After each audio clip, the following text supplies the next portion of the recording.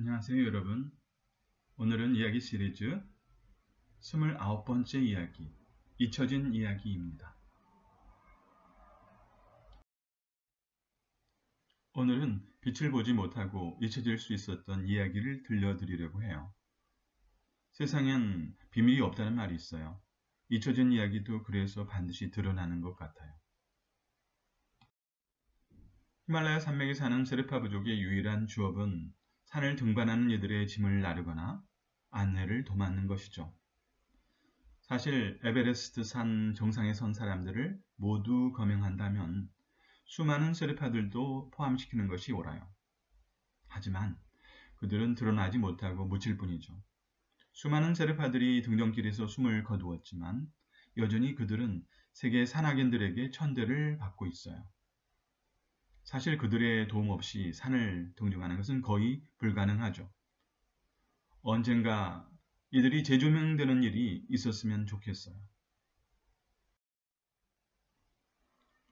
브라질의 상파울로나 리오데자네이루 같은 대도시에 가면 도심 주변에 파벨라라고 불리는 빈민가를 볼 수 있어요.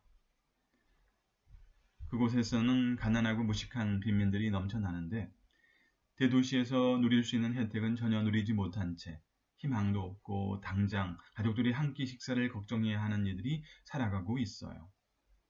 내일을 모르고 살아가는 이들에게 모든 것이 적일 수밖에 없어요. 이런 슬럼가에도 사람들이 살지만 대부분의 존재가 잊혀져 갈 뿐이죠. 하지만 이들에게도 빛이 비춰지고 기회가 주어졌으면 좋겠어요. 파리가 유명한 예술가들을 배출한 것은 다름 아닌 자유주의적인 사조 때문이었어요.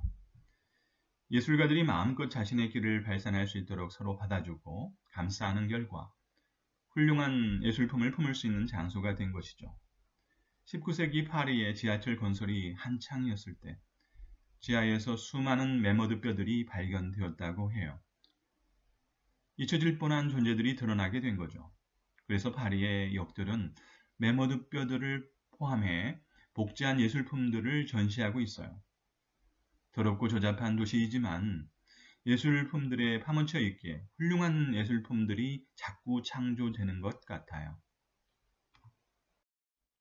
1631년 런던에서 발행된 성서에 교정 오류가 발생해 말썽이 된 적이 있었어요. 출애굽기 20장 14절, 즉 십계명의 7번째 계명을 You shall not commit adultery라고 해야 하는데 낫이 그만 누락되어 간음하라는 문장이 되고 말았어요. 그래서 이 성경을 모두 회수해 불태웠다는데 이때 인쇄를 담당했던 업체에 500파운드의 벌금이 부과되었다고 해요. 역사에 잊혀져야 할 사건이지만 이런 일도 지금 회자되고 있어요. 한국이 해방되기 전 일본 정부는 한국에 거주하는 소위 20만 명의 불순분자들을 가스실에 넣거나 여러 방법으로 죽이려는 계획을 세웠어요. 하지만 이 천인 공노할 계획은 미국이 일본 본토에 원폭을 토하면서 실현될 수 없었어요. 놀랍게도 그들이 죽이려고 했던 한국인 20만 명 수만큼 일본인들이 히로시마 원폭으로 사망했어요. 신도 노하셨던 거죠. 일본이 숨겼던 엄청난 범죄들이 지금은 널리 드러나고 있어요. 세계 역사에서 일어난 일들이지만 잊혀질 뻔한 이야기들에 대해 잠시 살펴보았어요.